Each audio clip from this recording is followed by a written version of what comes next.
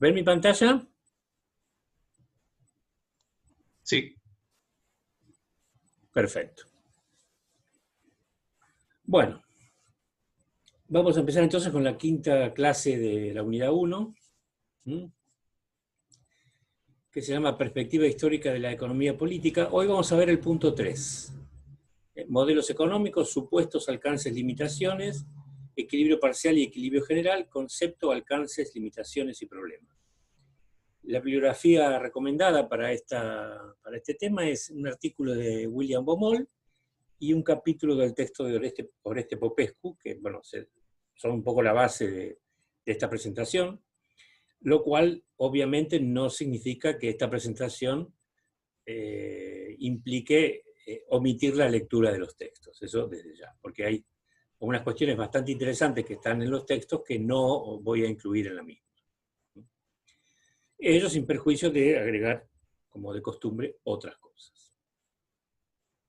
Bueno, la estructura es la misma de las clases anteriores, objetivos, planteo de la clase teórica y el desarrollo de la misma. Los objetivos, ya ustedes los conocen, imagino que ya a esta altura todos presentaron la propuesta de APE, ¿no? Que la fecha, hoy vencía justamente, hoy 15, ¿no? La primera entrega. No, 15 de noviembre. Ah, de noviembre, perdón, tiene razón, sí. Discúlpenme, está bien. Leí muy mal. Bueno, tienen tiempo todavía entonces.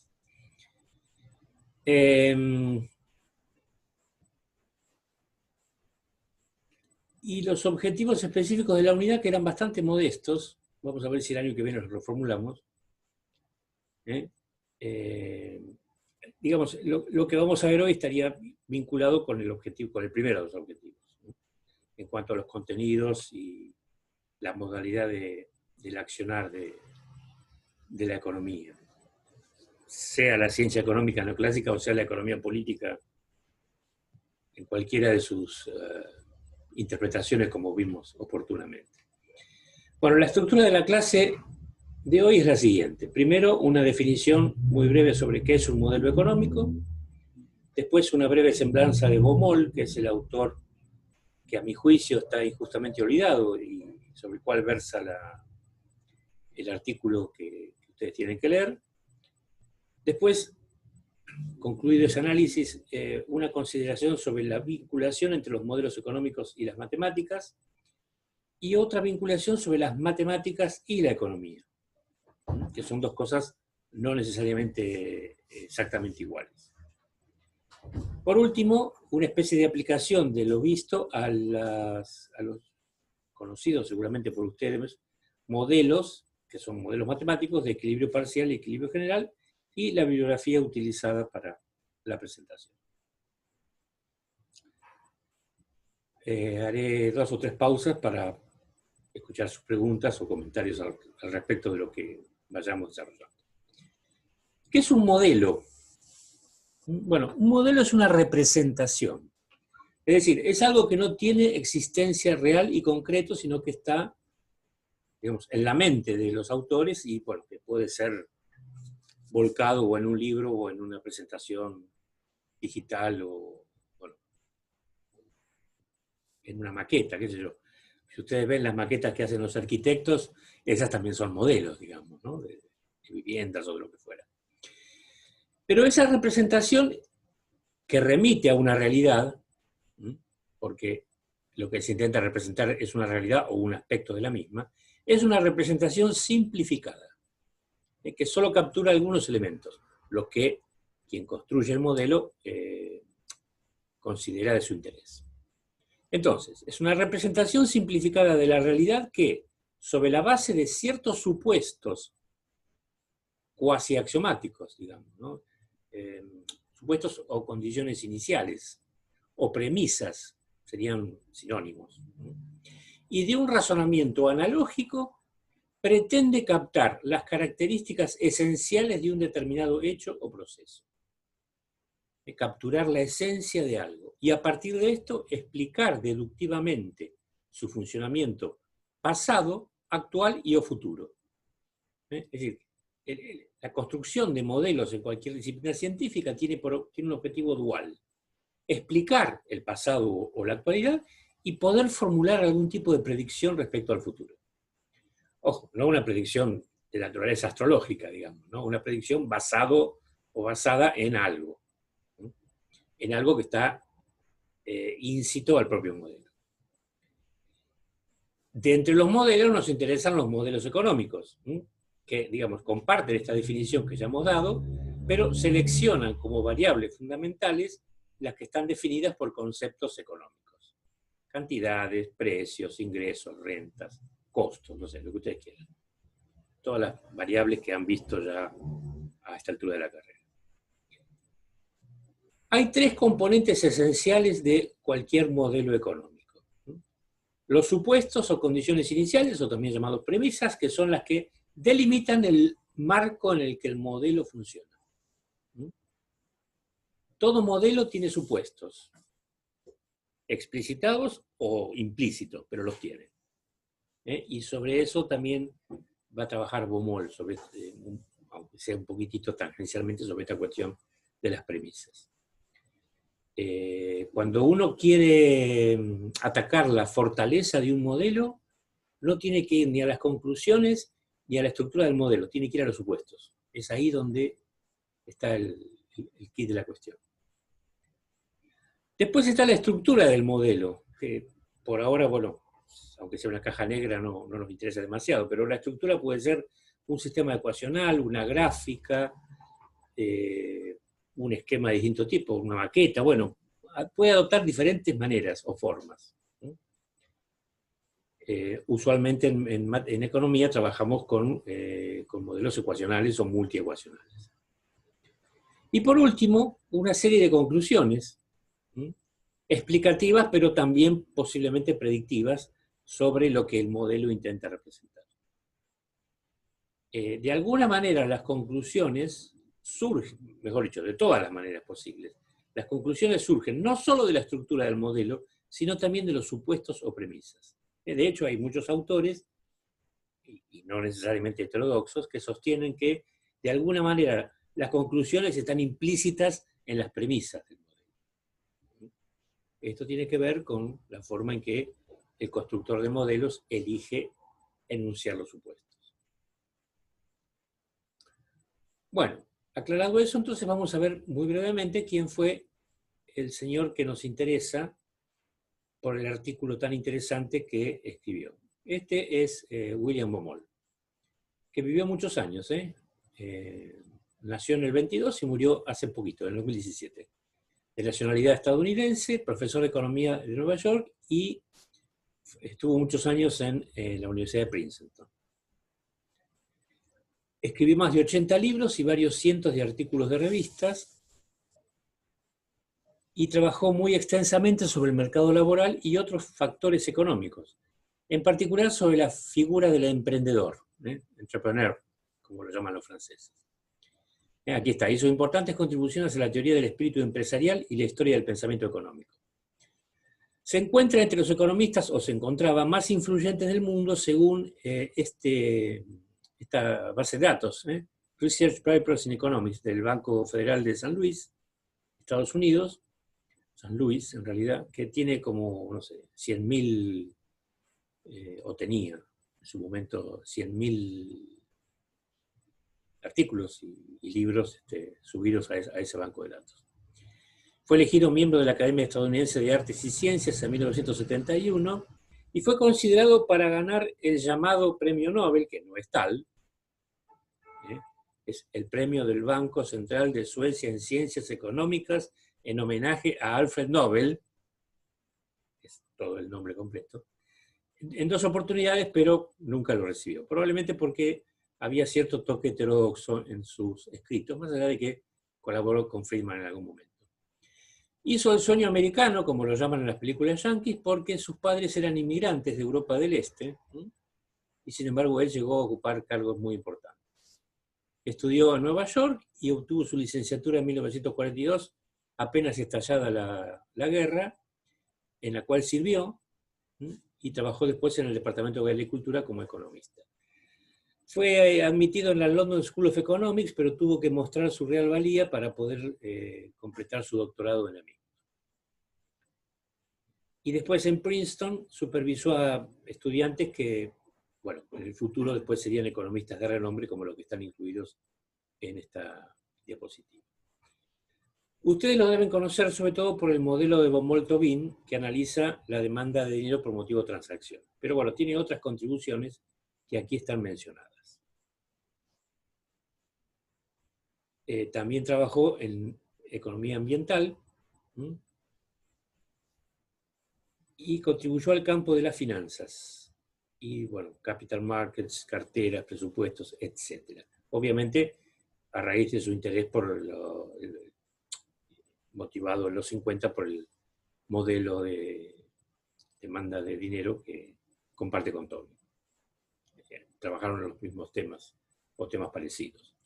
Fue presidente de la Asociación Estadounidense de Economistas en 1981 y fue reconocido por The Economist por su trabajo para desarrollar un lugar en la teoría económica para el emprendedor o empresario, basada, según The Economist, en el aporte schumpeteriano. Fíjense lo que dice esa revista británica. Gracias a los meticulosos esfuerzos del propio señor Baumol, los economistas ahora tienen un poco más de espacio para los empresarios en sus teorías. Y esa culminación de toda su labor es este libro de 2010, The Microtheory of Innovative Entrepreneurship. La microteoría del emprendedor innovativo. Escribió varios libros que se usaron como textos. Con Blinder, Macroeconomía, Principios y Políticas, pero hay un libro que yo usé siendo estudiante, que es Teoría Económica y Análisis de Operación, que es sobre investigación, sobre la vinculación entre la teoría económica y la investigación operativa. Toda una generación de estudiantes de economía estaba familiarizado con este libro, según reconocen, bueno, numerosos autores. Se utilizó mucho en las décadas de 1960 y 1970. Por supuesto, después fue superado, obviamente. Bueno, ahora sí, el artículo de Baumol que vamos a analizar se llama Los modelos económicos y las matemáticas. Y está incluido en una compilación hecha por un economista argentino. Bueno, no economista exactamente, estadístico y econometrista argentino, Camilo Dagún, que en 1966, después de la Noche de los Bastones Largos, se exilió, primero en México y después en Canadá, donde enseñó toda su vida y donde, bueno, falleció. Después de haber sido decano de la Facultad de Ciencias Económicas de la Universidad Nacional de Córdoba. Y entre sus amiguitos se encontraban Corrado Gini, Oscar Morgenstern, uno de los autores de la teoría de los juegos, François Perrault, un economista francés muy prestigioso, y Maurice Allais, que es uno de los que completó el modelo de equilibrio general barrasiano en los años 70. Nada menos. Digamos, se codeaba con esas personas. El libro es una selección de lecturas, es un reading, ¿no? Como llaman los ingleses o los norteamericanos. Se llama Metodología y Crítica Económica. Y está dividido en 5 secciones. Metodología de la economía, crítica de la economía, límites, posibilidades y crítica de la econometría, en un momento en que estaba haciendo crisis la econometría, en 1978. Límites, posibilidades y crítica de la economía matemática, en esa parte es donde está el artículo de Baumol, y la dialéctica economista planificador. Y fue publicado en 1978, el libro en castellano, aunque la edición original del texto en inglés es de 1966. Y también fue escrito en otro reading, La estructura de la ciencia económica, ensayos sobre metodología.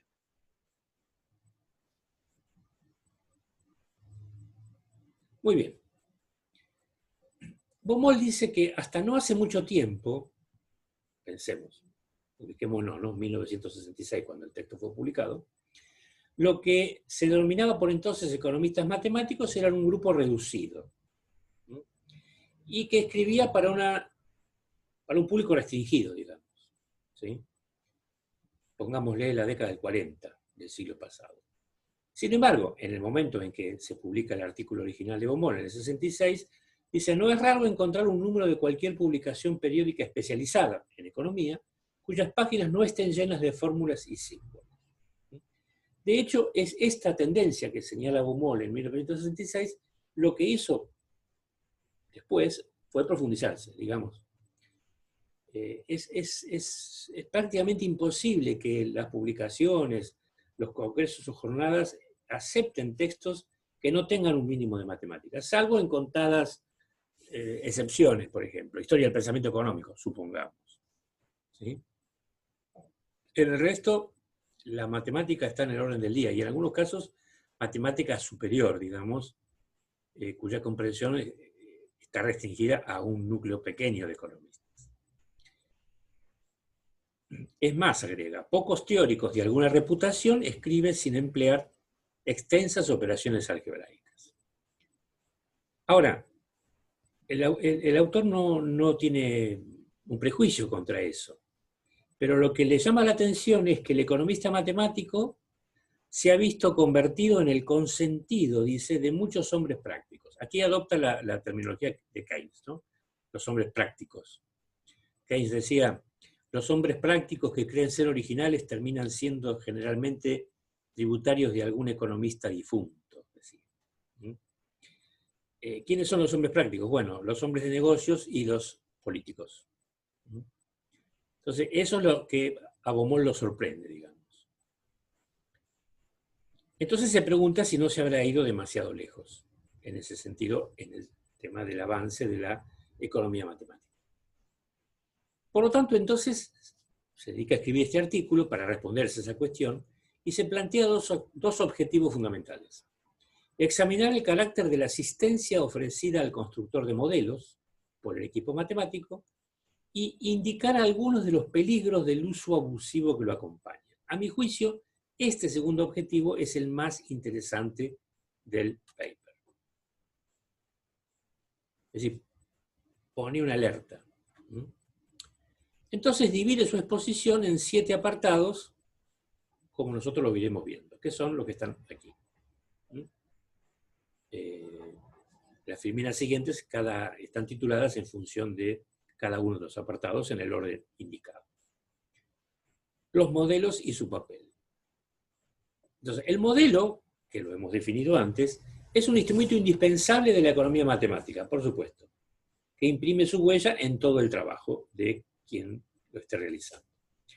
¿Qué es un modelo? Bueno, él lo define, digamos, por aproximaciones sucesivas, ¿no? Dice: es una versión menos ambiciosa, a menor escala, de alguna situación o fenómeno que constituye el objeto final del interés del analista. Una versión menos ambiciosa a menor escala, así simplificada, de alguna realidad, de algún hecho que interese como objeto de estudio, de análisis, a quien está construyendo el modelo. De esa manera obra como un problema sustituto, lo llama. Esa es la definición exacta que da. Un problema sustituto. En vez de ocuparme de la realidad, me ocupo del problema. Ahora, ese problema sustituto tiene que ser lo suficientemente sencillo y ordenado para someterlo a un estudio sistemático. Sí, pero por otro lado, al mismo tiempo se debe aproximar con un grado razonable de aproximación a los hechos que son pertinentes a la realidad analizada, cualquiera sea esta. Entonces, de estas consideraciones extrae 2 conclusiones que, fíjense ustedes, son muy interesantes. La primera: todos los modelos son inevitablemente distorsiones de la realidad, porque no son la realidad, son el problema sustituto, que es menos ambicioso y con una escala más pequeña que el fenómeno observado. Y, dado que el aumento de realismo, es decir, aproximar el modelo a la realidad objeto de análisis o de interés, entraña un precio costoso, a veces, en términos de una menor capacidad de manipulación del mismo. O sea, Baumol admite que los modelos no solo son distorsiones de la realidad, sino que son distorsiones manipulables de esa realidad. Ahora, si le exigimos al modelo un grado mayor de realismo, ¿sí?, podemos manipularlo menos. Entonces ahí hay un trade-off, digamos, claramente, entre una cosa y la otra. A juicio de Baumol, es irracional formular demandas autoritarias de mayor realismo al constructor de modelos. Es absurdo. Aquí no lo dice, pero se está situando en una posición determinada en un debate que hubo en las décadas del 50 en la economía norteamericana sobre los modelos, sobre cuáles modelos eran más útiles. ¿Sí? Entonces, las posiciones eran, no sé si ya lo comenté, discúlpenme si ya lo dije, lo vuelvo a decir, las posiciones básicas eran las de Friedman y las de Samuelson. Para Samuelson, un modelo era tanto más representativo cuanto primara en él el realismo de los supuestos. Para Friedman, lo que importaba del modelo era su eficacia predictiva. No interesaba, digamos, los supuestos podían ser absurdos, pero si predecía bien, ese modelo era favorito. De alguna manera, me parece a mí que Baumol le está dando la razón a Friedman, o al menos no se la está dando a Samuelson en esa polémica, aunque sea tangencial al objeto de interés del paper. Entonces, así caracterizados los modelos, Baumol va a considerar tres tipos de modelos, tres tipos diferentes. El primero es el modelo descriptivo, poco útil, digamos, y que persigue un propósito análogo al de un mapa, esto es, una representación convencional de algún terreno geográfico.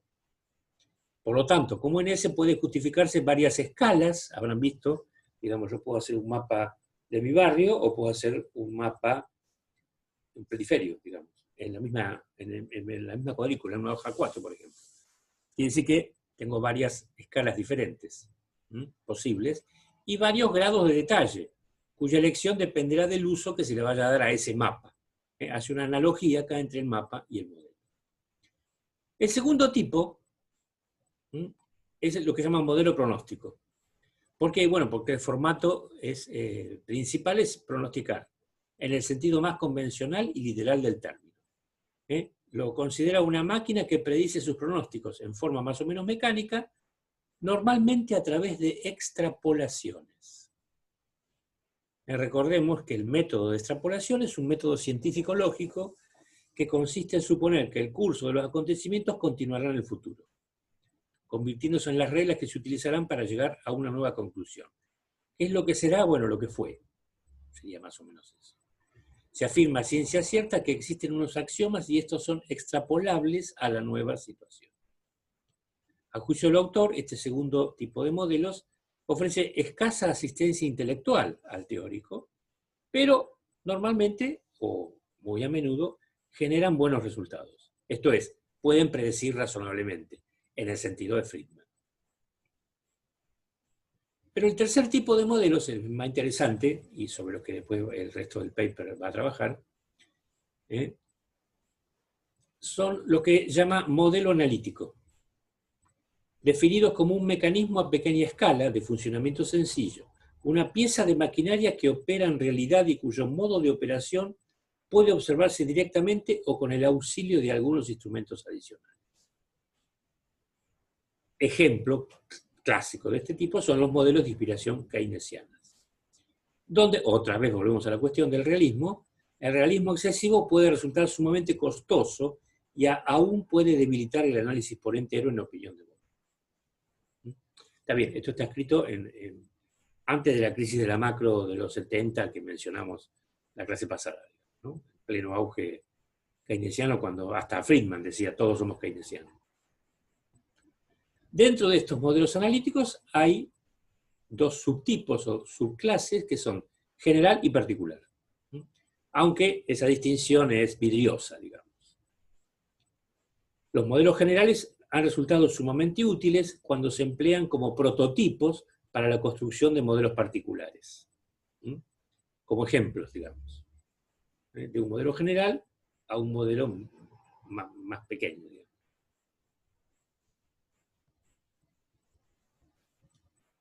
Las críticas provenientes del mal entendimiento, punto 2. Aquí empieza diciendo, el método matemático tiene sus desventajas, que los economistas matemáticos, los serios por lo menos, las reconocen ampliamente y con frecuencia intentan llamar la atención al lector del trabajo en el cual están exponiendo el mismo. Ahora bien, debemos apartar los clichés, ¿no?, de que la economía no es una ciencia exacta o de que no podemos meter a la naturaleza humana en una ecuación. Eso sería un mal entendimiento o una crítica hecha desde la postura de un lego, digamos, no desde el interior de la disciplina. Sin embargo, afirma a continuación que nadie pretende que la rica variedad de la psicología humana pueda ser capturada por conjunto alguno de modelos sencillos. Ni nadie niega que todas las disciplinas empíricas se ocupan de aproximaciones. No, pero a continuación afirma que el grado de aproximación alcanzado por el economista es menor que el de la mayoría. No identifica otras disciplinas, pero bueno, estamos pensando en disciplinas sociales y en disciplinas también naturales, todas empíricas.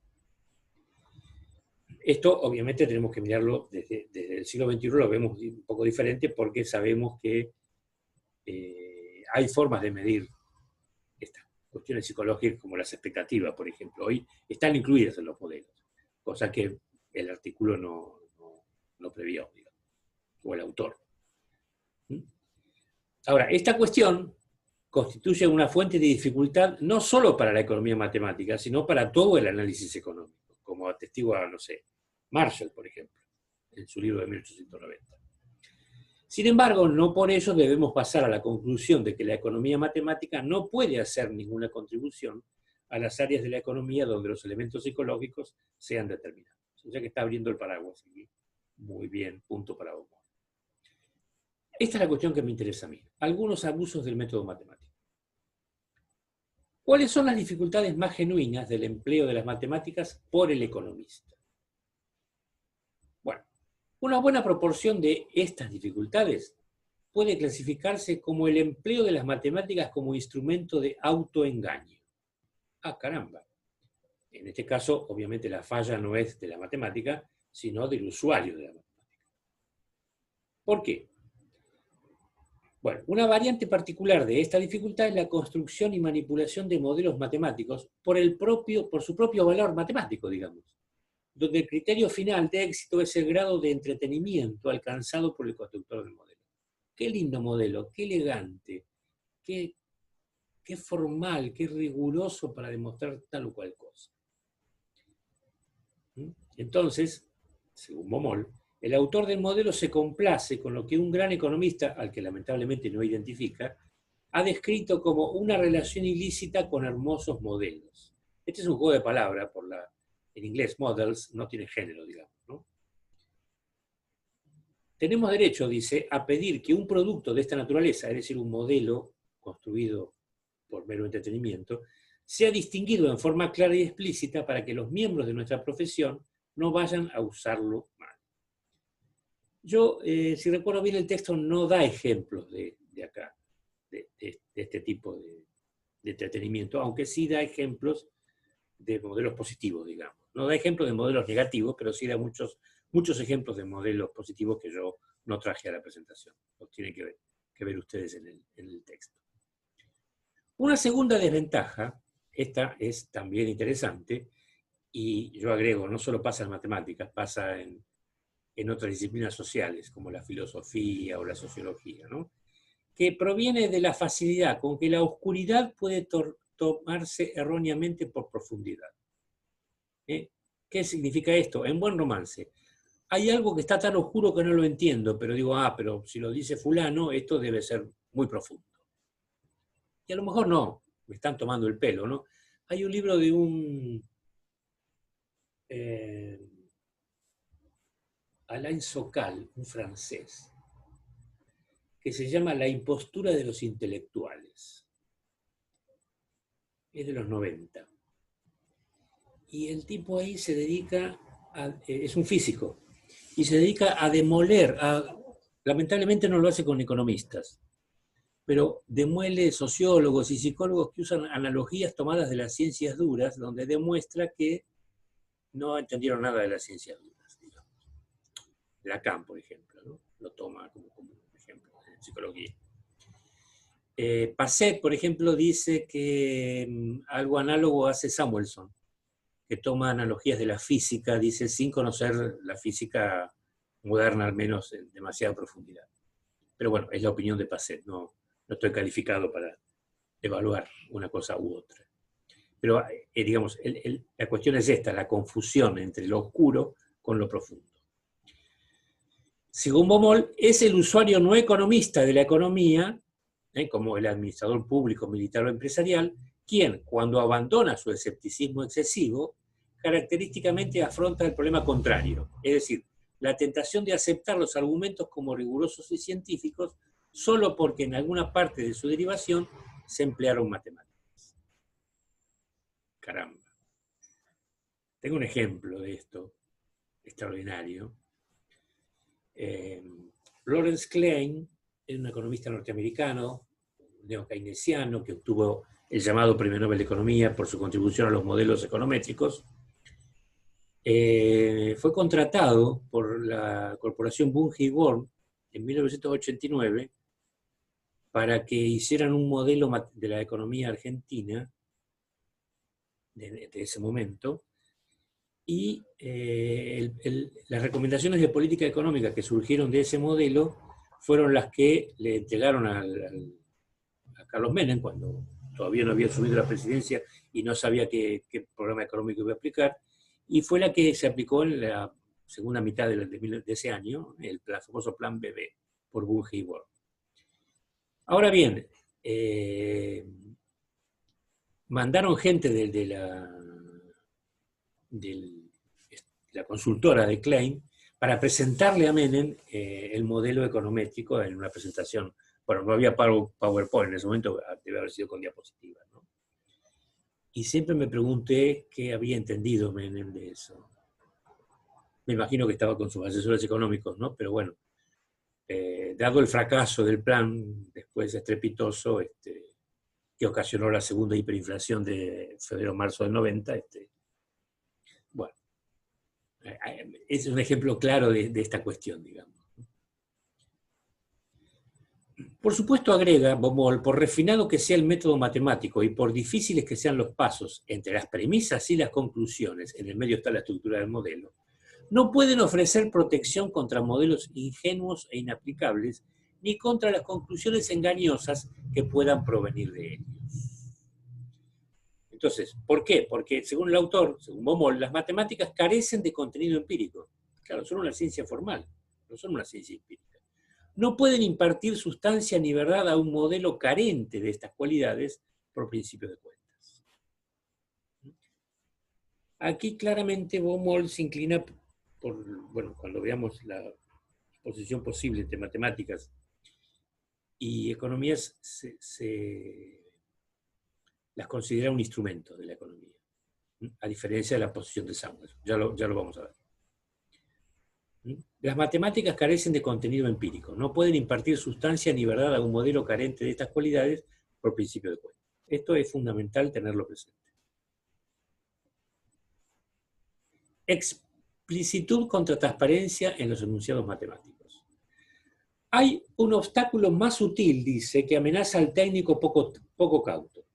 Una de las ventajas más generalmente reconocidas de los métodos matemáticos consiste en que su empleo requiere la enumeración explícita de todas las premisas empleadas en el análisis. Es decir, cuando yo considero las condiciones iniciales o supuestos de los modelos, tengo que hacer el enunciado completo de los mismos. Eso se llama axiomatización. Así, entonces, las reglas de juego nos impiden cambiar los supuestos en medio del argumento, en la jerga convencional, cambiar de caballo en la mitad del río, o emplear una premisa no enunciada y quizás ni siquiera advertida por nosotros cuando la empleamos. Empero, aunque las premisas de una discusión matemática deban ser explícitas, no se sigue necesariamente, me faltó ahí me parece, que serán transparentes. Es decir, claramente entendibles. No podemos exagerar la importancia de esta distinción. Aun cuando la lista de elementos postulados haya sido detallada in extenso, la oscuridad de enunciación puede dar lugar a que pasemos inadvertidamente su significado pleno, ya sea por una incompetencia del constructor de modelos o ya sea porque nos quieren vender gato por liebre. Ahí es muy generoso Baumol y nos lo aclara. ¿Y por qué es esto? Porque las matemáticas no pueden derivar nada que no esté contenido en sus supuestos, lo que decíamos antes. Como la buena magia escénica, su operación consiste en la sutil revelación de lo que haya estado oculto, pues no puede crear cosas de la nada. Las herramientas matemáticas como auxiliar del teórico. Pese a las prevenciones que manifiesta Baumol, en el libro, por supuesto, hay un montón de ejemplos que yo les pido que ustedes lean detenidamente. Sin embargo, el autor no alberga duda de que nuestro análisis, es decir, el análisis económico, se ha vuelto en conjunto mucho más eficaz e iluminante a consecuencia del empleo de técnicas matemáticas. Entonces, ¿cómo han ayudado las matemáticas al teórico? Él da 4 contribuciones. El uso más obvio, en problemas que implican un nivel muy considerable de complejidad, donde haya, por ejemplo, sistemas multiecuacionales, o sistemas donde hay interdependencia entre las variables, como el equilibrio general. Otro aspecto es la utilidad de las matemáticas para el teórico, es la capacidad que tienen para presentar cosas que surgen del análisis, relaciones inesperadas y resultados sorprendentes. Cosas que no estaban entre las hipótesis iniciales del investigador. Otra forma es ayudarlo a verificar resultados obtenidos por él con base en la intuición y a delinear las condiciones en que la conjetura aludida sea válida. Fíjense que él también le da un lugar a la intuición tal como hacía Schumpeter. Por último, quizás en el mismo nivel que en el caso anterior, la demostración contraria, es decir, la demostración de que ciertas hipótesis intuitivas en realidad no se verifican. O se verifican en contextos determinados, muy especiales, muy particulares. Llama a esto un resultado negativo. Entonces, son muy eficaces para obtener este tipo de resultado negativo las matemáticas. Entonces, para Baumol, la intuición y el análisis matemático pueden servir como eficaces controles recíprocos. Se controlan entre sí. En el proceso podemos evitar muchos errores. La interpretación errada de premisas matemáticas inadecuadas y claros ejemplos de razonamiento, tanto intuitivos como matemáticos. Es obvio que los errores de razonamiento matemático son fácilmente perceptibles para alguien que conozca la matemática. No pasa lo mismo con los intuitivos. Entonces, siempre que sea posible, resulta frecuentemente útil la formulación duplicada de los argumentos teóricos empleando ambas técnicas. Es útil para el lector también, quien encuentra más fácil la evaluación y el entendimiento del análisis, y también para el teórico, a quien proporciona bases más firmes para confiar en su propio trabajo. Las herramientas matemáticas y la economía aplicada también van a ser útiles para cuando trabajamos en problemas aplicados.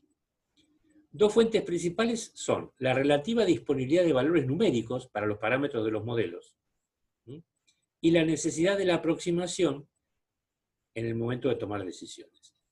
Cuando tenemos números para trabajar, las técnicas refinadas de computación, que eran digamos, estaban en su etapa inicial, si ustedes quieren, en aquel momento, no, esto está escrito, a ver, la primera PC se inventó en 1979, o sea, se usaban los mainframes, los grandes ordenadores, con cinta.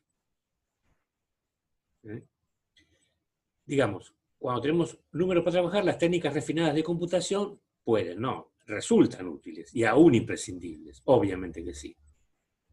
Por ejemplo, no disponía en ese momento del Excel que podía calcular la tasa interna de retorno, como lo hace hoy, introduciendo 2 o 3 datos.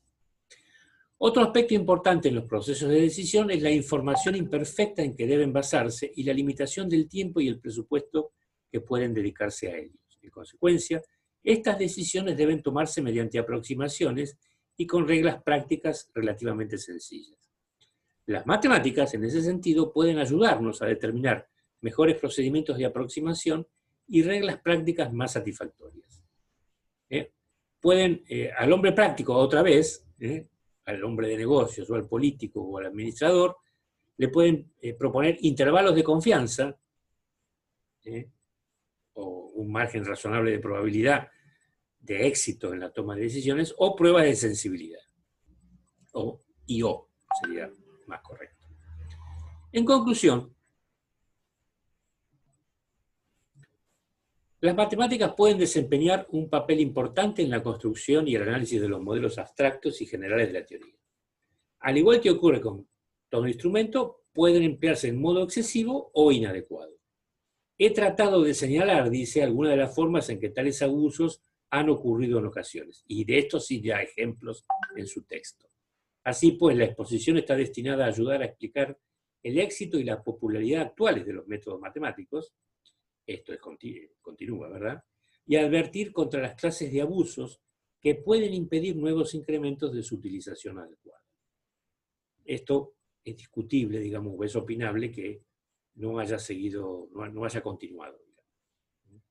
A veces uno escucha ahí cada cosa. En fin, me ha pasado encontrar algunas conclusiones medio absurdas en una jornada. Me acuerdo una chica de la Universidad de La Plata, una economista que era sobre producción agropecuaria y trabajaba con una función de producción neoclásica y era el análisis de las retenciones, las famosas retenciones, ¿no? Y entonces todo el tiempo hablaba de impuestos distorsivos y yo le digo, bueno, explíqueme el concepto de impuesto distorsivo y me dijo, en realidad todo impuesto es distorsivo y bueno, listo, no hay más nada que decir. Una conclusión, digamos, no técnica, sino política, ¿no? Que obviamente no se deducía de la estructura del modelo que estaba presentando. En fin. Bueno, primera pausa. Los escucho.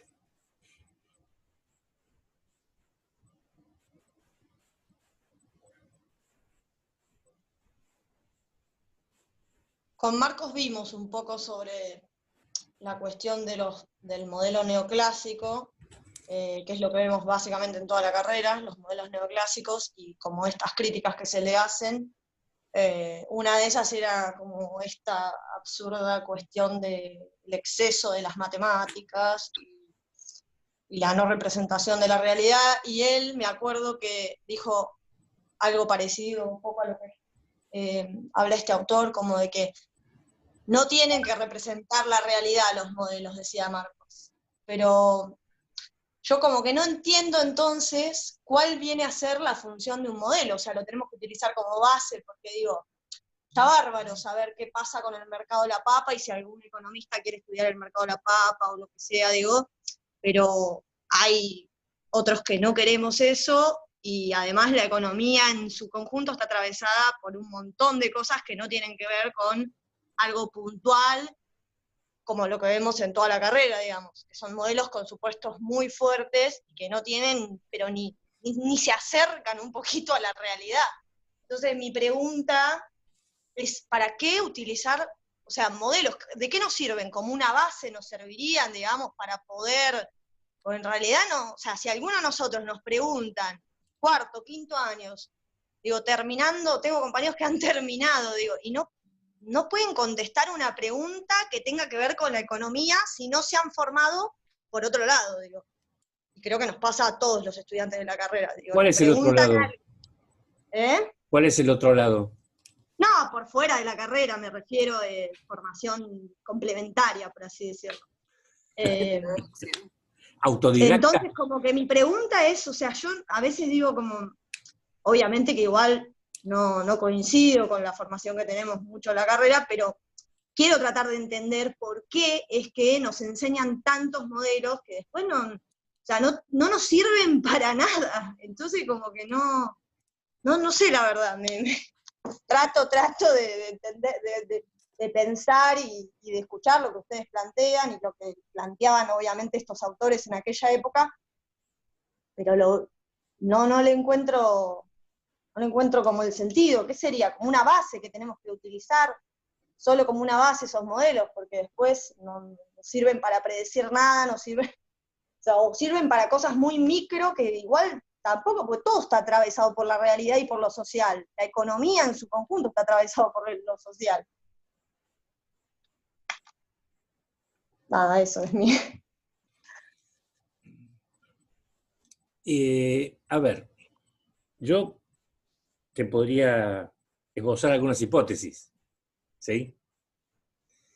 En primer lugar, hoy hay un concepto kuhniano,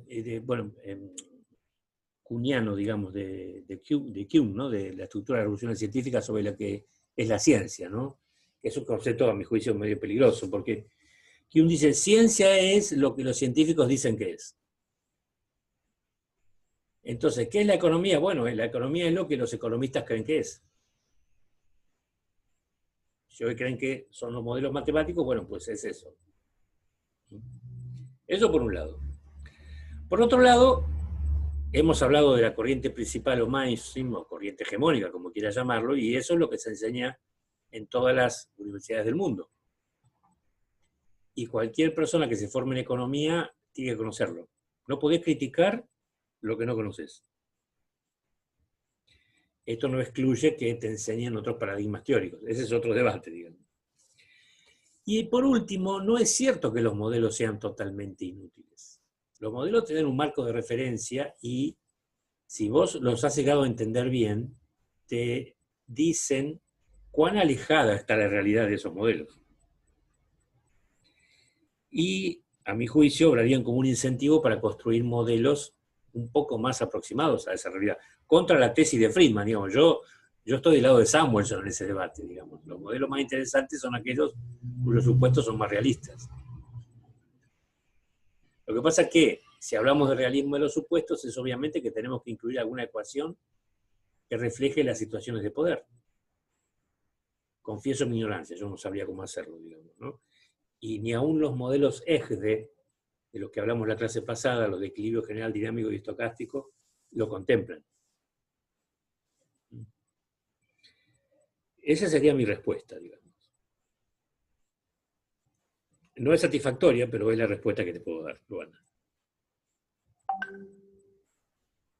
O, digamos, no es del todo satisfactoria. Seguramente cuando vos estudiaste en primer año te explicaron algo llamado leyes del mercado, ¿no? Sí. Y que era que, bueno, en el análisis de equilibrio parcial, ceteris paribus, digamos, si la oferta, por ejemplo, aumentaba, el nuevo equilibrio, el precio iba a ser menor y la cantidad de equilibrio iba a ser mayor, ¿no? Y si la oferta disminuía, iba a pasar al revés, el precio de equilibrio iba a ser más alto y la cantidad de equilibrio iba a ser más chica. ¿Sí? ¿Te acordás de eso? Sí. Bueno. Sí, sí. Bueno, ¿y por qué lo llaman leyes del mercado? Bueno, porque una ley económica es una regularidad generalmente observada. ¿Sí? No tiene el peso de la ley de la gravitación universal de Newton, digamos, pero frecuentemente se observa. Ahora, eso es cierto en un mercado competitivo. Tal vez en un mercado concentrado no sea exactamente igual. Lo mismo me preguntan los estudiantes cuando hacemos el análisis de precios máximos y mínimos. ¿Viste? La conclusión liberal es no sirven para nada, ¿no? Y empeoran la situación. Sí, bueno, pero eso en un mercado competitivo. En un mercado concentrado depende.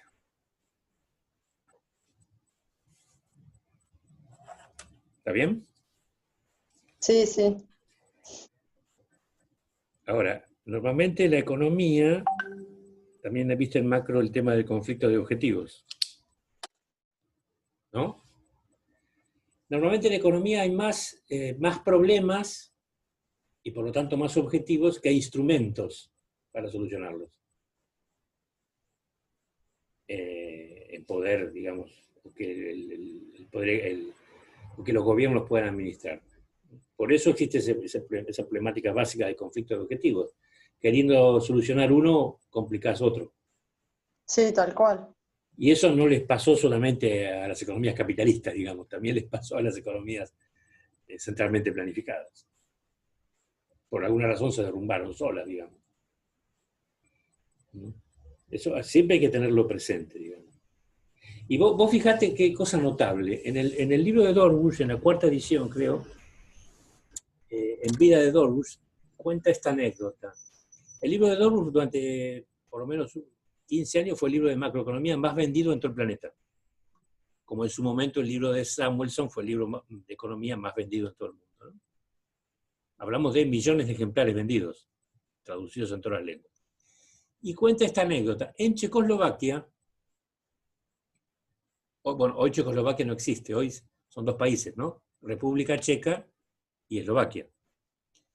Bueno, en la Checoslovaquia supuestamente socialista, en la Universidad de Praga, que es una de las más antiguas de Europa, se hizo un seminario de macroeconomía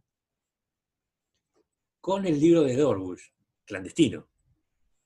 ¿Sí? Y el libro lo consiguieron porque alguien pudo fotocopiarlo. La posesión de máquinas fotocopiadoras en los países del Glacis soviético estaba prohibida. Así que vos fijate. Te cuento otra anécdota que me la contó un estudiante, bueno, un ex estudiante mío, hoy doctor, que vive en Estados Unidos. En Cuba, en la Cuba socialista, obviamente no se enseñaba nada de economía neoclásica. Entonces contrataron una vez, en los 90, a un profesor, no sé de qué nacionalidad era, para enseñarle a un grupo selecto de estudiantes de economía de Cuba, cuadros del Partido Comunista, etcétera, lo que era la economía neoclásica. Es decir, la micro, ¿sí? La micro que vos aprendiste y que estás diciendo que no sirve para casi nada. Bueno.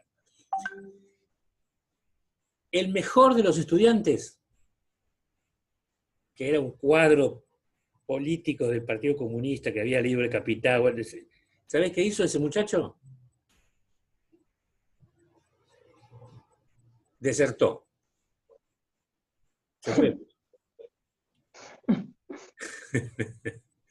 Es tal el poder de la lógica de la micro neoclásica, una vez que aceptás los supuestos, que no hay forma posible de dejarla de lado. Se fue de Cuba. Y no era un 4 de copas, digamos, era un cuadro político de primer orden, o sea, en el cual el partido tenía sus esperanzas, digamos, ¿no? Sí, sí. O sea, esto no habla, digamos, de la persona, ni del profesor, ni del estudiante, habla de la teoría económica. Algo parecido decía Prebisch en sus memorias. Prebisch, antes de ser estructuralista, fue obviamente liberal.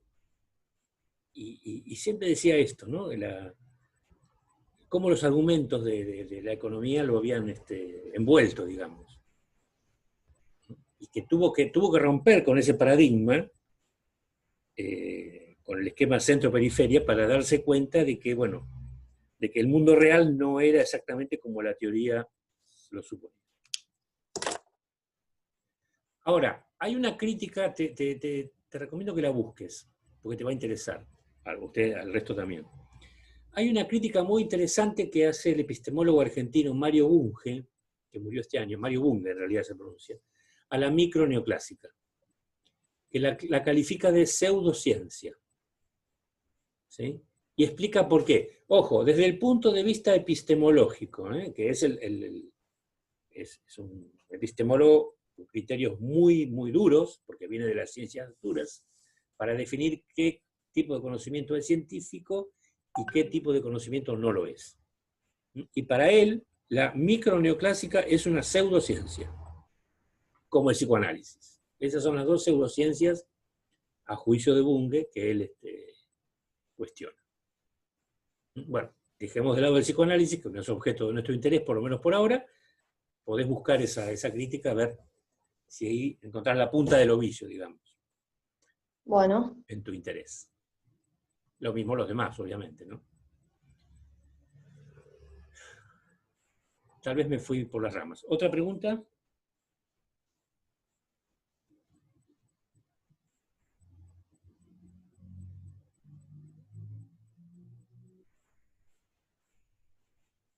¿No? ¿Seguimos? Sí, sí. Sí, ¿Eh? ¿Seguimos? sí, seguimos. Sí, sí, puede Bueno. continuar. Bueno, perfecto. Entonces, ahora sí, las matemáticas y la economía. Una forma de considerar la relación entre matemáticas y economía es como lo hacía el mejor matemático de la primera y segunda generación de economistas marginalistas. Me refiero, obviamente, a Marshall. Para Marshall, la matemática es una herramienta o un instrumento. No es más que una herramienta o un instrumento, una especie de auxiliar, pero no más que eso. Es útil porque permite simplificar, ilustrar, demostrar, etc. Pero nada más. Ahí tenemos Marshall ya maduro. Por eso, en su obra más importante, que es de 1890, que le llevó más o menos una década de escritura, relegaba la matemática ¿a dónde? Al apéndice respectivo. El libro la prosa de Marshall es extraordinaria, es un gran escritor, digamos, pero el libro es literario, ¿sí? Es una exposición literaria de 950 páginas. En notas al pie están los gráficos. Y la matemática está en los apéndices al final del texto. O sea que el texto tiene 3 niveles de lectura. Si yo no sé nada de matemáticas y no me interesa la gráfica, leo puramente el texto. Si puedo entender gráficos, pero la matemática se me complica, leo el texto y las notas. Pero si tengo conocimientos matemáticos, entonces leo todo. Es muy interesante esa forma de presentarla, digamos. Pero a raíz de eso, o justamente a propósito de cómo entendía Marshall la economía, y hablamos de Marshall, ¿no?, que es el verdadero fundador de la microneoclásica. Acá está la portada de la primera edición de los Principles of Economics. En una carta que le escribió a otro economista importante de la época, Arthur Bowley, en 1906, formulaba una especie de verdadero programa sobre esta relación. Esa carta se conoció después de la muerte de Marshall, claro, en una recopilación de la correspondencia de Marshall con otros economistas. Dice así: estoy experimentando un sentimiento creciente en los últimos años de mi trabajo de que es muy improbable que un buen teorema matemático que trate hipótesis económica sea buena economía. Es muy improbable que un buen teorema matemático que trate hipótesis económicas sea buena economía. Y cada vez me afianzo más en estas reglas. Primero, usar la matemática como lenguaje abreviado, más bien que como instrumento de investigación. Segundo, emplearla, a la matemática, hasta que se logren resultados. Tercero, traducir los textos al inglés, es decir, traducir estos resultados al inglés, que es el idioma, la lengua materna de Marshall. Ilustrar los resultados con ejemplos que tengan importancia en la vida real. Quinto, quemar la matemática. Sexto, si se ha tenido éxito en 4, quemar también 3. Esto último lo he hecho con frecuencia, dice. Es un verdadero programa. Entonces, la matemática es un instrumento. Si querés sacarla de la nota al pie o del apéndice y ponerlo en el cuerpo del texto, lo podés hacer, pero es un instrumento. Tiene que poder ser traducida al lenguaje. Y de alguna manera la mayoría de los economistas trabajan, aunque no lo sepan, de esta manera, porque por ejemplo, vos das un examen de cualquier materia y haces un gráfico y te dicen, bueno, ahora explícamelo. Vos tenés que poder ser capaz de traducir eso a palabras, ¿no? Lo mismo que significa un resultado. A ver, te dicen la elasticidad precio a la demanda vale 2. Bueno, ¿qué significa ese 2? Tenés que traducirlo en palabras, ¿no? Entonces, esa es una forma posible de entender esta relación. En el otro extremo hay otra forma, ¿no?, que es la de Samuelson. En un artículo de 1952 en el American Economic Review, Economic Theory and Mathematics, planteó la equivalencia formal de las matemáticas y el lenguaje. Los postuló como isomórficos o equivalentes. las matemáticas, según su planteo, no serían solo un lenguaje, sino que serían lenguaje. Justamente, isomórfico quiere decir de igual forma. O sea, que no sería un lenguaje abreviado en el sentido marshalliano, sino que sería otra lengua, digamos. Ahí tenemos a Samuelson dando clase, cuando era, bueno, medianamente joven. Vivió muchos años.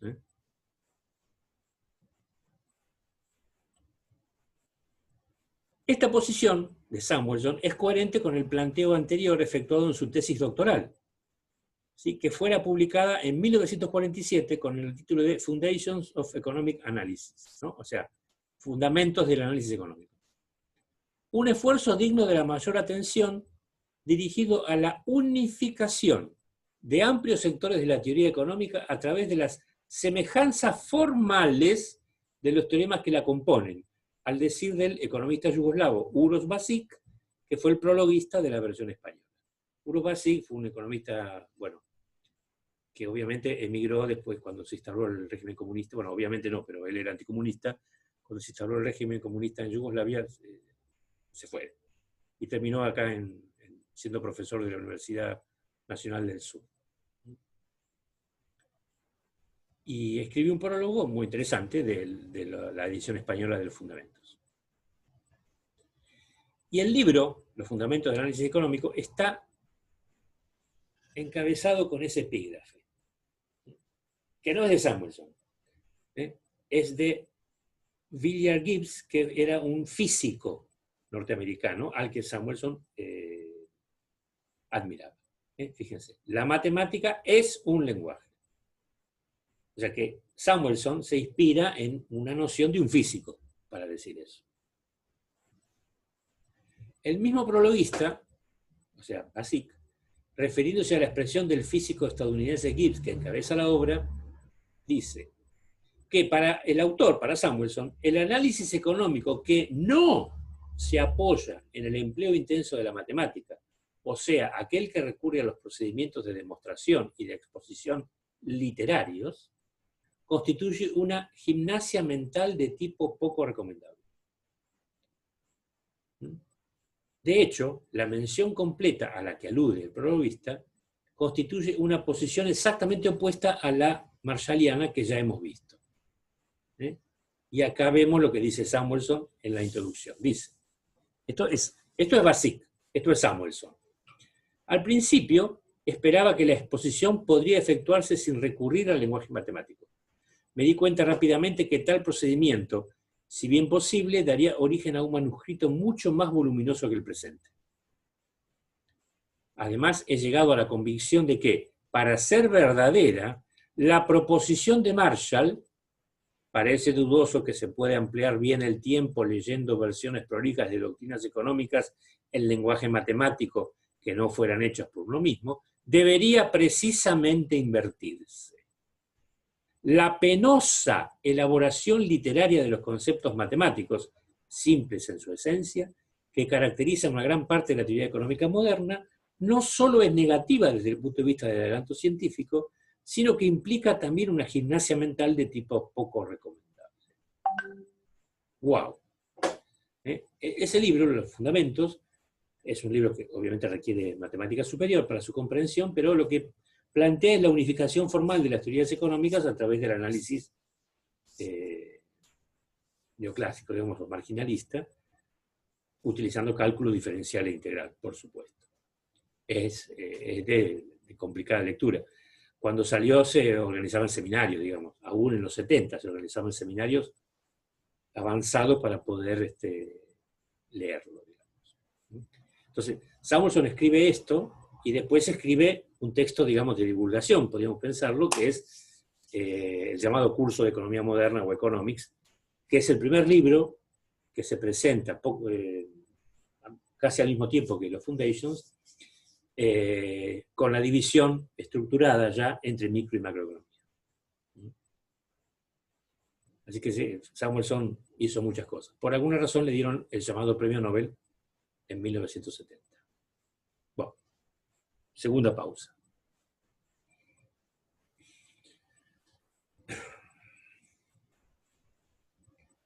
Ahora, el grupo de economistas ortodoxos que plantean a la economía como ciencia exacta, sin saberlo, sin decirlo, se ubican en esta posición de Samuelson, digamos,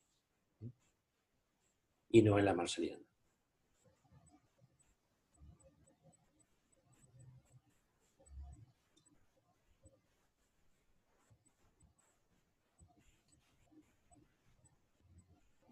¿Comentarios o preguntas?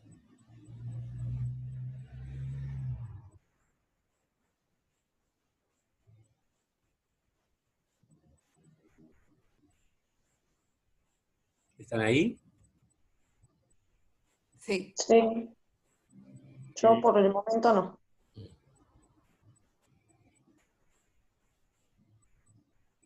¿Seguimos? Seguimos. A ver si terminamos más temprano que de costumbre, señorita Luana. Usted que tiene problemas con el tiempo. Así me voy a estudiar. Bueno. Un ejemplo, digamos, concreto de aplicación sobre lo visto en los modelos tiene que ver con la distinción entre el equilibrio parcial y el equilibrio general. El equilibrio parcial es un concepto de equilibrio económico ampliamente empleado en microeconomía que se centra en el estudio de una empresa, un mercado particular o un sector económico, asumiendo que la situación en el resto del sistema, especialmente los precios de los bienes sustitutivos y complementarios, los niveles de ingresos de los consumidores, etc., es constante. Es decir, asumiendo lo que siempre llamamos la condición ceteris paribus, que como veremos en pocos minutos, es el artificio matemático sin el cual el equilibrio parcial no funciona. En otras palabras, el análisis de equilibrio parcial propone que la venta de lo que una cierta empresa o tipo de empresas producen es independiente de la situación para otros bienes o en otras empresas o mercados. Es decir, aislamos un microcosmos económico del macrocosmos económico y nos desentendemos de lo que pasa en el resto. El paradigma básico es que en ese equilibrio parcial los precios se ajustan hasta que la oferta iguale a la demanda. Aquí seguimos la guía barrasiana, ajuste de precios. Profe, ¿puedo hacer una pregunta? ¿Sí? Lo que es equilibrio parcial y equilibrio general lo vemos en el texto de Popescu, ¿no? Sí, perdón, no lo mencioné, sí. Es un capítulo que está muy bien desarrollado para el momento que fue escrito, el análisis, digamos, suficiente como para este curso. La simplicidad del modelo básico inherente, que fue introducido por Alfred Marshall, hacen la aproximación fácilmente comprensible y otra vez la palabrita manipulable. Sin embargo, esa misma simplicidad tiene la consecuencia de producir resultados que, a pesar de parecer precisos, no necesariamente reflejan situaciones reales. ¿Qué quiere decir esto? Bueno, el equilibrio parcial por excelencia es el mercado de competencia perfecta. Díganme ustedes dónde hay un mercado de competencia perfecta con todas las características del mercado de competencia perfecta, digamos. Y no hablo solo de las 4 características fundamentales, sino también de la divisibilidad de los factores, bueno, de todas las otras cosas que están implícitas en la función de producción neoclásica. A nivel teórico, el modelo presenta una técnica simple pero poderosa para analizar relaciones que llevan a situaciones óptimas de acuerdo con Pareto. ¿Se acuerdan? Un óptimo paretiano es una situación donde no es posible mejorar la situación de ninguno de los agentes sin empeorarla de algún otro cualquiera. Establecer bases para comparaciones estáticas, etc. El análisis tiene además la ventaja de concentrarse en el problema práctico que confrontan, ya sea una industria o sector en particular, aislándola de las demás. Si bien se atribuye la construcción definitiva de este modelo a Marshall, hay una larga lista de autores que contribuyeron a su desarrollo. Aquí tenemos, digamos, hasta mediados de la década, mediados del siglo XX, los fundadores, ¿no? Cournot, que introduce la primera curva de demanda,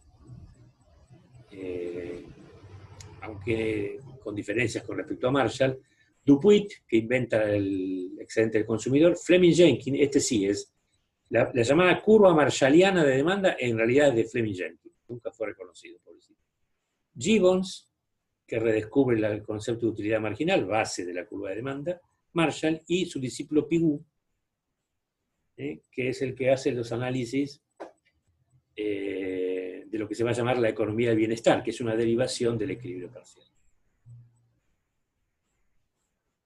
Como afirma Popescu, el economista rumano, este también era rumano, se doctoró en Austria y después se vino a Argentina cuando Rumania se convirtió en un país comunista y vivió aquí, dio clase hasta, qué sé yo, vivió 90 años y dio clase hasta poco antes de morir en la Universidad de La Plata.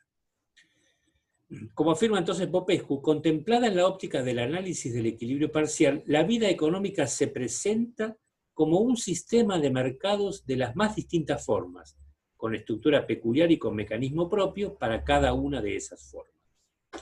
El mercado es el lugar conceptual, esto es una abstracción absoluta, donde se reúne la demanda y la oferta de cada producto por separado para establecer el precio y con esto facilitar su intercambio. A ver, sin precio no hay intercambio. Al inmenso número de productos corresponde, por supuesto, un inmenso número de mercados que habría que inventariar, ordenar y analizar. No es, dice Popescu, que se ignore la existencia de los lazos de interdependencia entre los mercados. Lo que ocurre es que se hace abstracción de esos lazos. Una abstracción consciente y sistemática. No hay omisión acá. Se enuncia desde el principio, en la cual se toma en consideración solo un reducido número de datos, por supuesto los más importantes, y considerando los demás constantes. Entonces la cláusula ceteris paribus, other things being equal, todo lo demás constantes, es precisamente el artificio fundamental, así lo llama Popescu, de que se echa mano en el análisis parcial. Artificio fundamental. Pese al hecho de que de este modo se pierde el rigor del análisis, se reconoce, no obstante, como compensación, una ventaja. El enfoque es más realista y como tal más útil para el análisis de los casos concretos. Esta es la opinión de Popescu. Pero, en el análisis moderno del equilibrio parcial, si bien el número de los datos incorporados en el problema está limitado, el enfoque sigue siendo funcional por fundarse en la idea de la interdependencia entre el precio y las cantidades demandadas y ofrecidas. A la concepción tradicional de la existencia de una ley única de la demanda y oferta, se opone la concepción moderna que trabaja con tres leyes distintas. Una de la demanda, otra de la oferta y la tercera del precio, cada una en función de las otras dos. La misión de la teoría moderna de los precios consta pues de la doble tarea. Primera, de investigar los fundamentos de la oferta y la demanda. Es decir, cómo construimos esas curvas o funciones. Y por otro, justamente de precisar su carácter funcional. No son tareas separadas, están indisolublemente unidas. Los fundamentos de la oferta y demanda plantean estas problemáticas. Primero, las relaciones entre la demanda y la utilidad. Ustedes saben que las funciones de demanda individual se derivan de distintos conceptos de utilidad. Utilidad cardinal, utilidad ordinal, preferencia revelada, etc. Y por otro lado, las relaciones entre oferta y costo. Efectivamente, en el mercado de competencia perfecta, la curva de oferta del productor individual es la curva de costos, o coincide con la curva de costos marginales, desde el mínimo costo medio variable, en adelante, con pendiente positiva. ¿Sí? Y esa función de costo no es otra cosa que una derivación monetizada del producto medio, que a su vez se deriva de la función de producción, que asume una serie de supuestos. Por ejemplo, que es posible combinar en forma flexible factor fijo con factor variable. Cuando la mayoría de los procesos modernos de producción, esa combinación no se puede hacer. Esa es una herencia ricardiana, por ejemplo. Así que fíjense todas las consideraciones que hay que hacer, ¿no?, para poder determinar. Y bueno, y obviamente, una vez determinada la forma y magnitud de las demandas y ofertas individuales, se construyen las curvas de mercado por adición o suma de las respectivas magnitudes. Y con esas se puede determinar el precio. Y así facilitar el intercambio. Y después, obviamente, bueno, hay otras consideraciones que Popescu considera, que yo dejo de lado en esta presentación, que tienen que ver con las elasticidades relativas de las curvas, con los desplazamientos de las mismas, etcétera, etcétera. Un amplio etcétera que asumo que ustedes ya han visto in extenso. El equilibrio general, por otro lado, también es una rama de la teoría microeconómica. La misma trata de dar una explicación global del comportamiento de la producción, el consumo y la formación de precios en una economía con uno o varios mercados, en realidad con varios mercados. Intenta dar una explicación de lo particular a lo general, comenzando con los mercados y agentes individuales, mientras que la macroeconomía, según lo expresado por los economistas keynesianos, emplea una visión de lo general a lo particular. Son dos visiones contrapuestas, donde el análisis comienza por los componentes más destacados. Esto no es cierto para los microfundamentos, ojo con eso. Sin embargo, muchos modelos macroeconómicos tienen un mercado de bienes y estudian, por ejemplo, su interacción con el mercado financiero, lo cual se homologaría a la idea balraciana. Los modelos generales de equilibrio suelen incluir diversos mercados de bienes. Los modelos generales modernos de equilibrio son complejos y requieren obviamente el auxilio de la computadora para encontrar la solución. En realidad es una solución numérica única. Digamos, la idea de Walras era, en el equilibrio general, es que no solo había una solución unívoca, sino que la misma era estable. En el sistema de mercado, los precios y la producción de todos los bienes, incluyendo el precio del dinero y el interés, están relacionados. Esta es la posición básica o la premisa básica del equilibrio general. Un cambio en el precio de un bien, por ejemplo el pan, puede afectar otro precio, por ejemplo los salarios de los panaderos. Si el gusto del pan depende de quién sea el panadero, la demanda de pan puede verse afectada por un cambio en los salarios de los panaderos y por consiguiente en el precio del pan y de cualquier otro bien. En teoría, calcular el precio de equilibrio de un solo bien requiere un análisis que considere todos los, bueno, acá dice millones, pero millones es una cifra demasiado grande, yo con centenares de miles me conformo, de diversos bienes que están disponibles. La teoría del equilibrio general también está asociada al nombre de muchos economistas, entre los cuales cabe mencionar, al menos en el universo teórico de Popescu, a estos autores. François Quesnay, que es el primero que plantea la idea de la interdependencia; Isnard, que es un matemático que intenta demostrar matemáticamente esa interdependencia de la que hablaba Quesnay; Cournot, que, como ustedes ven, era un jugador de toda la cancha, porque intuye que puede hablarse de un equilibrio general, aunque lo considera improbable en la década de 1830. Walras, que de alguna manera hereda conceptos de Cournot y que es el autor del equilibrio; su discípulo Pareto; Gustav Cassel, que lo difunde por toda Europa; y Abraham Wald, un estadístico austríaco, si recuerdo bien, que vivió pocos años, que descubre que el modelo walrasiano tiene algunos problemitas. Y que, bueno, es el que inaugura una tradición que recién se va a resolver en la década de 1970 con las contribuciones de Allais, de Debré, nuestro compatriota Rolf Mantel, entre otros, para justamente encontrar ese equilibrio general único y estable, y estático.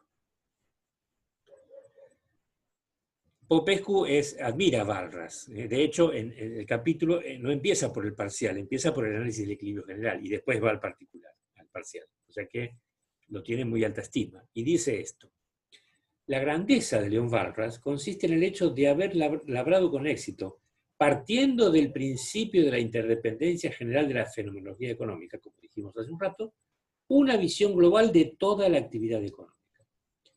Este extraordinario esfuerzo de síntesis, que hizo que Schumpeter calificara a Walras como el más grande de todos los economistas, también es un juicio de valor de Schumpeter, es un verdadero cuadro económico. Aquí le está robando el término a Quesnay. El cuadro económico en francés es tableau économique, que es la contribución gráfica de François Quesnay del siglo XVIII. Pese al hecho de que está edificado sobre fundamentos microeconómicos y expresado, pues, en un sistema de ecuaciones simultáneas, cosa que no se le pasaba por la cabeza a Quesnay, obviamente. Mientras los pensadores clásicos se habían interesado más bien por el análisis causal, Walras concentra su interés por las relaciones de interdependencia. En sustitución de la noción de causa, introduce en la ciencia económica el concepto de función. Y en plena concordancia con ese criterio funcional, introduce al mismo tiempo el método matemático. Casi nada. Casi nada en la visión de Popescu. Yo no diría que lo introduce al método matemático, sino que lo consagra, porque el que lo introduce es Cournot, 40 años antes, pero pasa desapercibido. Observaba Pareto, discípulo de Walras. Es precisamente la interdependencia de los fenómenos económicos que hace indispensable el uso de matemáticas para estudiar estos fenómenos. La lógica ordinaria, es decir, la lógica aristotélica, puede sernos muy útil para estudiar las relaciones de causa a efecto, pero deviene bien pronto impotente cuando se trata de relaciones de mutua dependencia o de interdependencia. Estas relaciones, en mecánica racional y en economía pura, necesitan el uso de las matemáticas.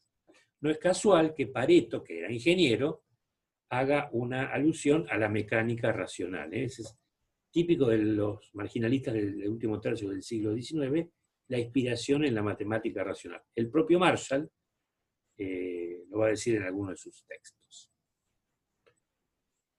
Después de postular un ejemplo tomado de la vida económica, para mostrar esa interdependencia, un poco más extenso que el que yo hablé del panadero, concluye Popescu.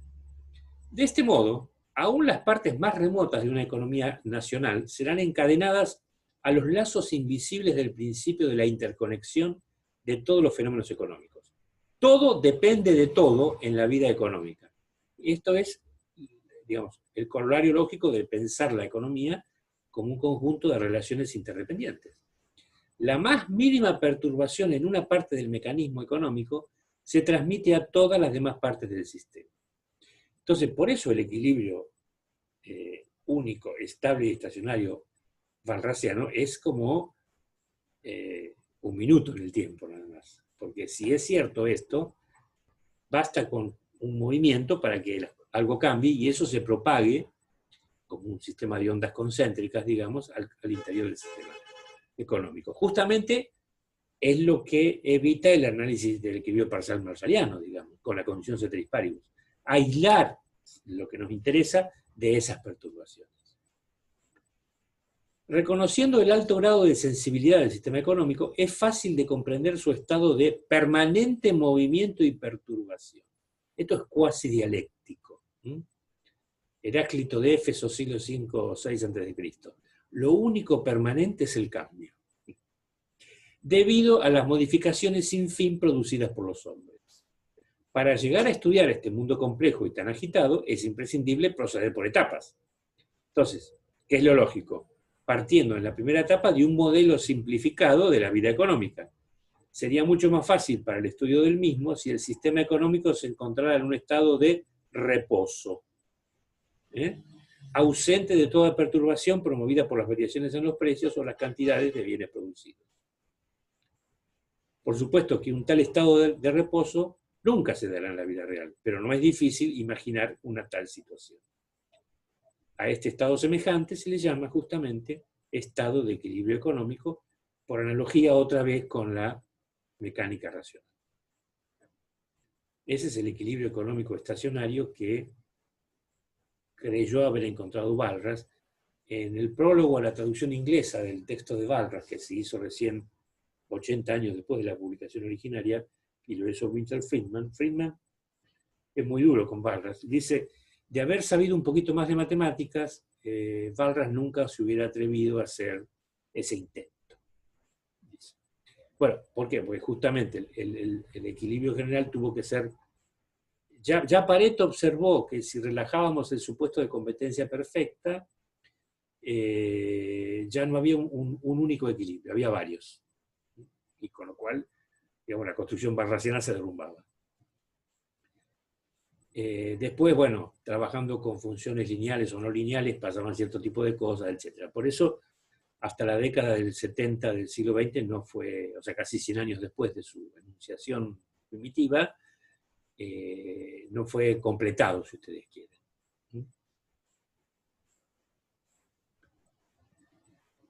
Continúa entonces Popescu. Walras concibe tres grandes mercados. En realidad son tres conjuntos de mercados, ¿no? De productos, de servicios productivos y de capitales.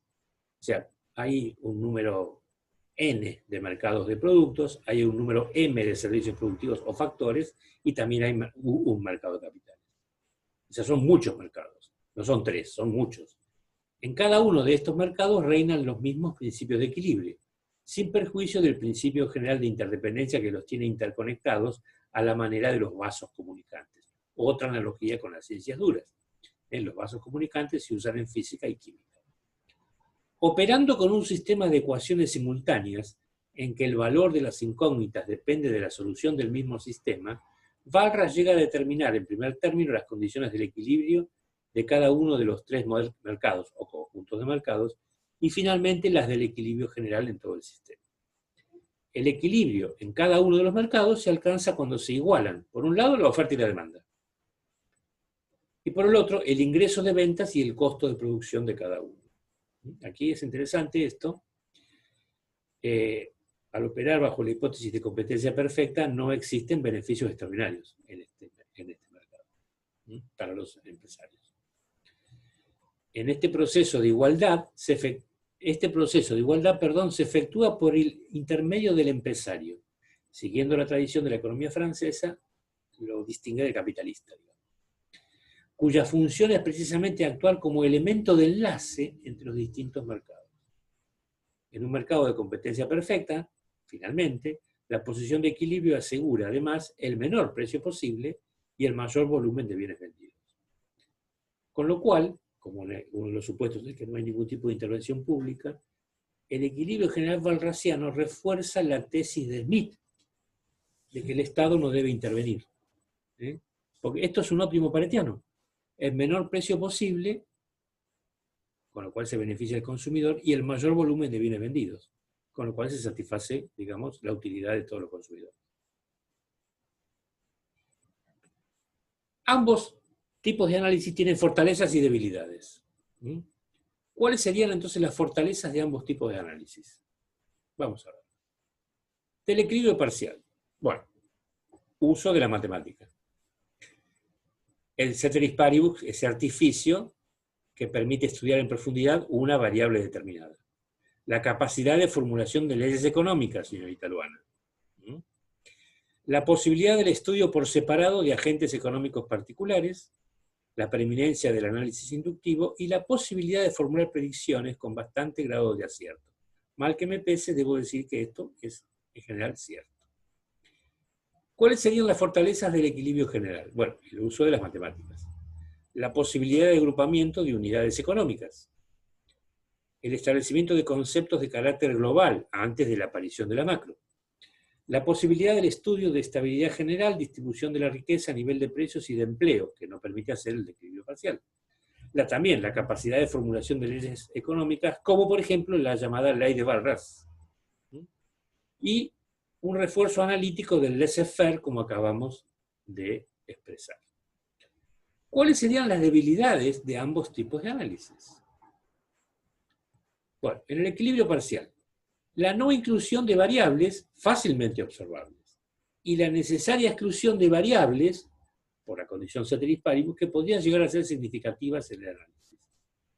Por último, la dificultad para parametrizar variables cualitativas en las funciones de oferta y demanda, en lo cual se está trabajando para poder hacerlo. Por ejemplo, la inclusión de expectativas en la demanda o de objetivos en la de oferta es una interesante forma de poder parametrizar cosas que en principio no serían parametrizables. Como ven, el equilibrio general tiene más debilidades que el parcial. Primero, el carácter sumamente restrictivo de los supuestos, mucho más que el de equilibrio parcial.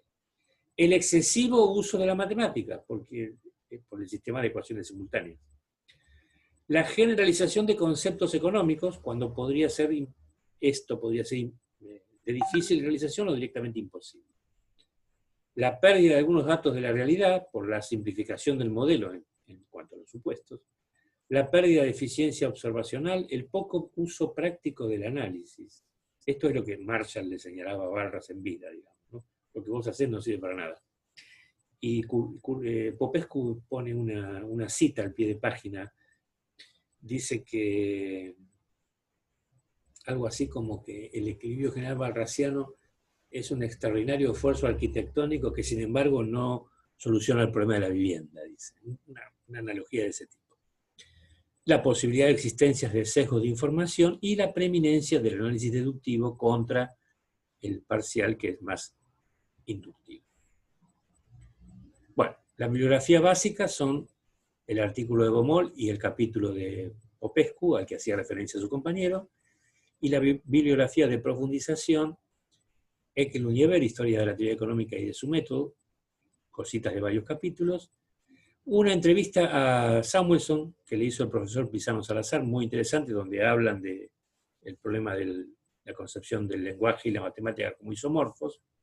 Está en internet esto.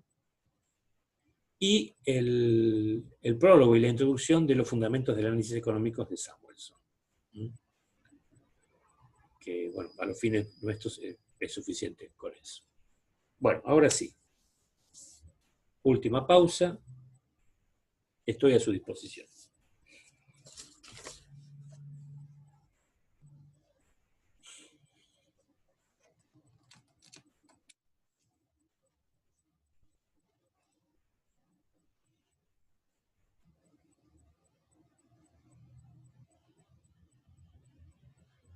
¿Preguntas? ¿Comentarios? ¿Observaciones? ¿Quejas?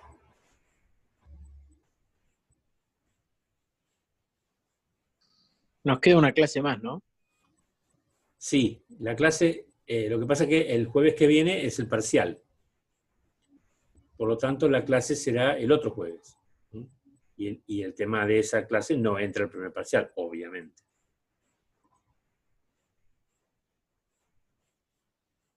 Conmigo, quiere decir usted, una clase más conmigo. La materia sigue hasta el fin del cuatrimestre. Imagino que decía eso, ¿verdad?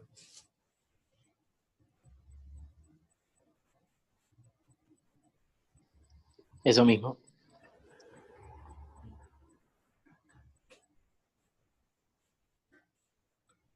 Bueno, voy a detener la grabación.